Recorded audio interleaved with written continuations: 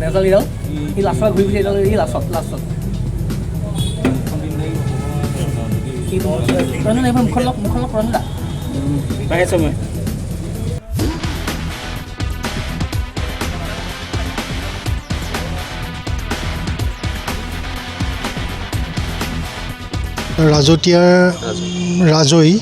ৰাজৈ বাগানৰ হেৰিত তাৰ নামঘৰৰ মানে হেৰিত এটা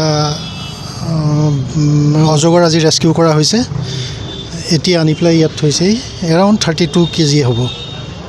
আৰু এইটো একচুৱেলি ইয়াৰ নেটিভ প্লেচত ইয়াত চাই লওঁ, পিছত আমি ডক্টৰী মানে হেৰি পৰীক্ষা অলপ কৰিব লাগিব কেনেকুৱা আছে কি নাই। চ' এইখিনি কৰি মেলি তাৰ নেটিভ প্লেচতে এৰিব লাগিব, য'ত মানে সুবিধা হয়। কাজিৰঙাও হ'ব পাৰে, গিবনো হ'ব পাৰে, বা অন্য ঠিক তেনেকুৱা জেগাও হ'ব পাৰে। মানে তাৰ যিখিনি আজি এৰিব লাগিব হয়।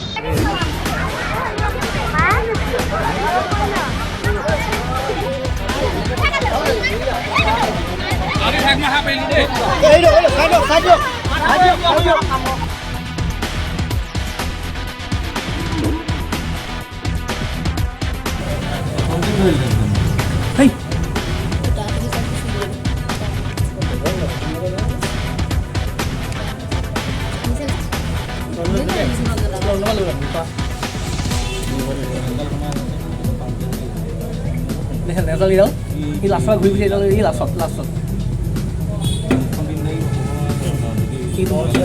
মুখখন লগ ৰন্ধা পাইছো মই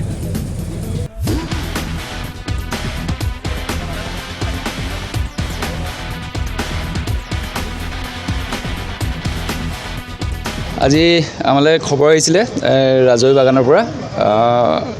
আমাৰ যোৰহাট আঞ্চলিক বন বিভাগলৈ খবৰ দিছিলে, আৰু আমি বন বিভাগৰ সহযোগত গৈ পেলাই আমি ৰাজৈ কৈবৰ্ত গাঁৱৰ নামঘৰৰ পৰা আমি অজগৰডাল উদ্ধাৰ কৰোঁ।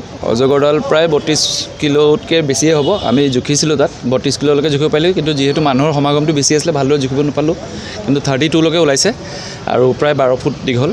ছাগলী এটা মাৰিছিলে তাতে, ছাগলীটো মৰাৰ কাৰণে আমাক খবৰ দিয়াৰ কাৰণে আমি ততাতৈয়াকৈ গৈ তাক উদ্ধাৰ কৰি আনিলোঁ। আনি পেলাই আমি এতিয়া যোৰহাট আঞ্চলিক বন বিভাগত আমি জমা কৰিছোঁ। এতিয়া তেখেতসকলে নিজৰ যিখিনি অফিচিয়েল ফৰ্মেলিটিজ আছে সেইখিনি কমপ্লিট কৰি পেলাই তেখেতসকলে বনাঞ্চলত মুকলি কৰি দিব।